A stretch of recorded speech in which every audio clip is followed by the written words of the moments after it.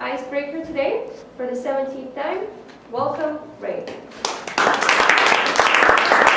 Sorry, what's the time again? 6, 7, 8 to 10. Oh, sorry, yes, 8 to 10. Who remembers September 1975?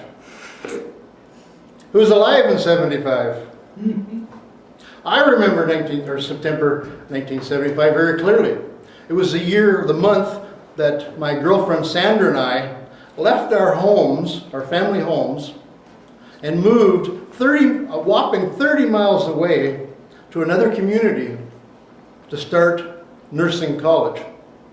Madam Toastmaster, fellow Toastmasters, and welcome guests. I chuckle even saying the term, my girlfriend Sandra. We've been married 39 years now. It's been a long time that I've ever been able to, I guess she's still my girlfriend, but she's been my wife for 39 years. This evening I want to share a little bit about my experience going to college and becoming a nurse. I was entered in what was called a diploma nursing program in a community college in Orillia, Ontario. And the year that I went into school, in 75, we were still somewhat of an experiment. We're an experiment in the sense that only the year before, the nursing courses, the nursing diploma program was taken over by the community colleges. Up until that point, probably back until the days of Florence Nightingale, nursing training was done in the hospital where you were part staff, unpaid staff, slave labor for the hospital, and the nursing school was run by the nursing matron. And that only stopped the year before in 1974. So I was in the second class in 75 of the college model. Now they changed the rules a little bit because up until that point,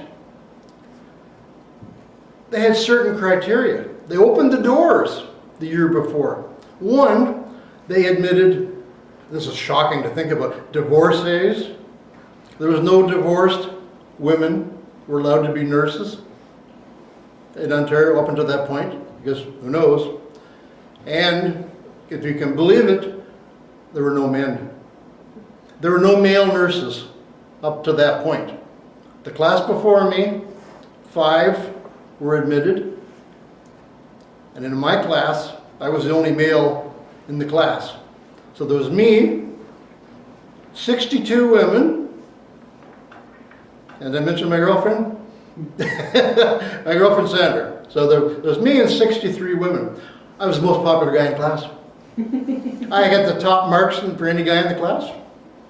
Everything worked out well for me. It was great. Did I mention that I had my girlfriend with me? That might have been the one mistake, but I'm not too sure about that. I'm not too sure how that one played out. I want to share a couple stories from my nursing experience. One of the experiences that I really remember, and we have a quasi-theme this evening, a self-confidence for our meeting here. And when you enter an educational program, it doesn't matter really what it is, you don't come in from a strong position. You may have had experience in jobs or careers that you've had in the past, but you don't necessarily have it in the new profession that you're taking on. So when I went from dietary to nursing, sure they took place in a hospital, but there really wasn't any connection. So I had to learn the basic skills of nursing. And I can recall one of the skills we had to learn was basic bed making. And there is a technique, I still use it now, this basic bed making technique. There's also how to give a bed bath. So this is for a patient that is in the bed. You have to give them a bed bath and make their bed.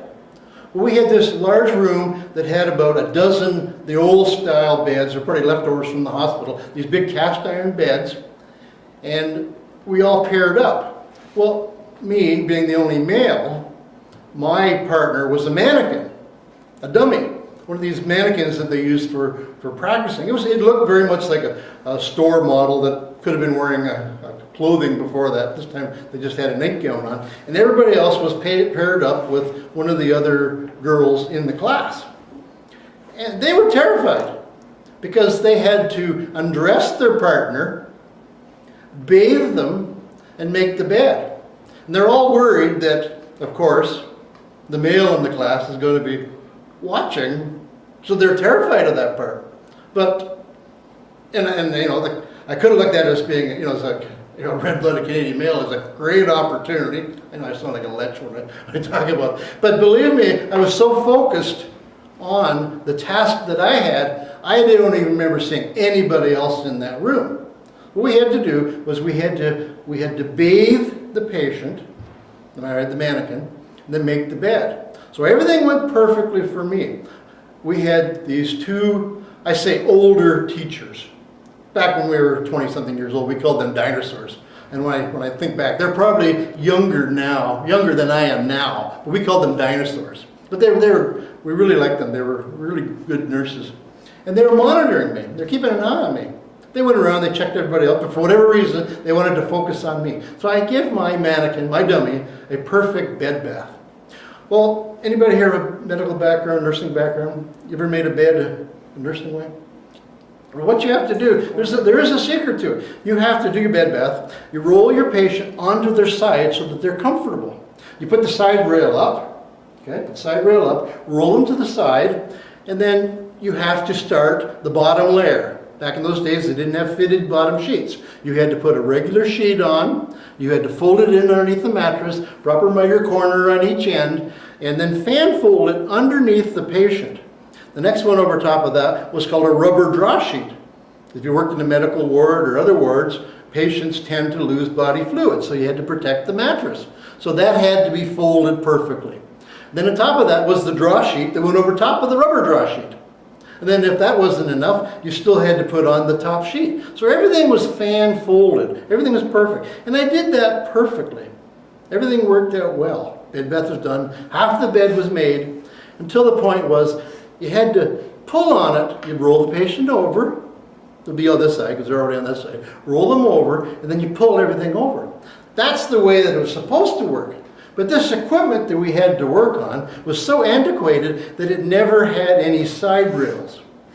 So when I pulled the sheet, everything, can you imagine what happened at this point? The dolly went off. My dolly, hello dolly, my dolly rolled off and took the sheets and everything off with them. And of course, the old nurses, the birds, they looked at, they just started laughing. They thought it was hilarious. When they said, well, Ray, it looks like you know what you're doing. Just finish up, just leave them on the floor. Just carry on with making your bed. So I carried on making the bed, and I don't have a coin on me, but this was like one of the jokes that they have, or not jokes, it's a Marine style, where they would get a quarter and they'd bounce it on the bed. So if you've made everything tight, that quarter should bounce. And they bounced, but fell off. But they actually did that. So that was the one example that I remember. Another example that, you know, we're talking about self-confidence here throughout this meeting, but I didn't have the self-confidence. And one of the tasks that we had to do, I don't know, this might be hard to believe, but when you think about nursing, do you know that as a nurse, you have to actually talk to patients? Do you know that? I don't think I was aware of it at the time when I went into nursing. So I did not have the communication skills. I did not know